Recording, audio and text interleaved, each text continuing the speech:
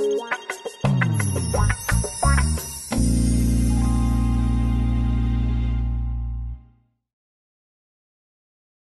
are here with Alex, founder and CEO of SoundCloud, who just delivered a great speech at this year's IdeaLab 2011. And as far as I know, you're the first time at WHU, so I wish you a warm welcome. Cool, thank you very much. Coming to you and SoundCloud, maybe you can tell us a little more about the idea, how it evolved, the initial phase, especially looking at the fact that you came to Berlin to start your company. Sure. So it basically started with a pretty simple idea. My co-founder and I were both creators of sound and music, and we saw this explosion on the web of social technologies. But everything that was done in music was always focused on the consumer side. So we wanted to build something for the creators. We really believed in the creator side of things. And we were creators ourselves, so we needed those tools. So it was a little bit like egocentric. We wanted to build things for ourselves. So it started with that. It started quite small scale, but we quite soon realized that nobody was doing this on the web, and we'd seen these fantastic platforms like YouTube and like Flickr, and then sort of a little bit or sort of at the same time Twitter as well. And we were like, Jesus, why doesn't that kind of platform that focuses on the creator, why doesn't that exist for sound? So we set off to build that, and then it's grown a lot along the way, and today we're really convinced that sound is going to be a bigger part of the web than video is today, and we're the platform trying to make that happen. And Berlin I could come up with a lot of smart reasons of why we moved to Berlin, but none of them would be true. The reason we moved to Berlin was that it felt really good. We were in Stockholm, and we traveled around a couple of different cities in Europe.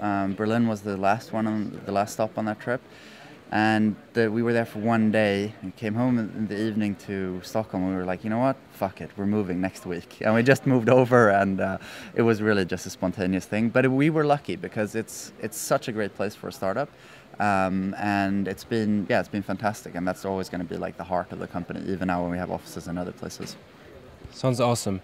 Okay, since we, the IdeaLab, try to really inspire people to found their own company, be entrepreneurs, maybe you can share just a couple key facts or keywords which sort of is the life as an entrepreneur, of course on the positive but also on the negative side. Yeah, I mean, I think the positive thing, the whole thing around entrepreneurship is that a lot of people don't necessarily choose it. It's kind of this thing of like, you have to make something happen, and then you just go crazy about that, and all of a sudden you're like, wait, I'm an entrepreneur.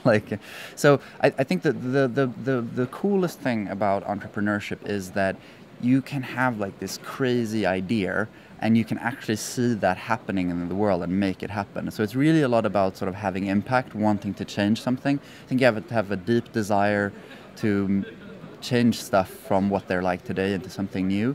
And that's a massive thrill. Like, that kind of keeps you going all the time. You're seeing that, whoa, this is like really having an impact on the world. That keeps you going. And you need that because it's an insane amount of work. And there's problems all the time, there's chaos, and you really give up a large part of your life for your project.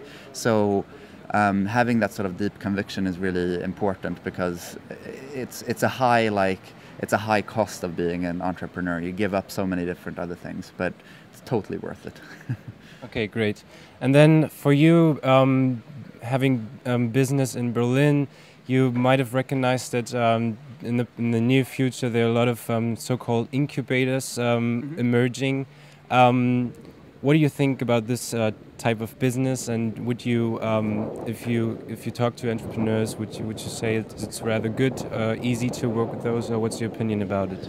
I think somebody once said, and I don't know if this is true or not, but it was challenging for me to answer it. Like, name one great company that came out of an incubator. I don't know one, right? So the thing is, I'm not the incubator model has been tried like many times. Like, I mean, in the first .com boom, there was tons of incubators everywhere, and I'm not sure that that's the right model. Quite often, it's like people who feel like, oh, we'll provide space and some money and some advice, and like, well, these companies will be really great and we'll own part of them. And I'm not sure that's the right model. And as an entrepreneur, like, think about an incubator. What is it that you actually get? Like, often you get space, money, and some advice. Like, I mean, why not just do a regular financing? Like, I mean, space is not very hard to find. There's not, you don't give up like part of your company to get like a desk somewhere. Like, that just doesn't make sense. And I think I've found that people in general in the sort of startup community are very like, very generous with their advice. So you don't necessarily need to give somebody equity for that either. You will need to give somebody equity if you want money from them. But I'm sure there are good incubators, but I'm not particularly fond of the model. Okay. Yeah. Well, thank you very much, and I hope you enjoy the rest of the event. Cool. Thanks a lot. Thanks.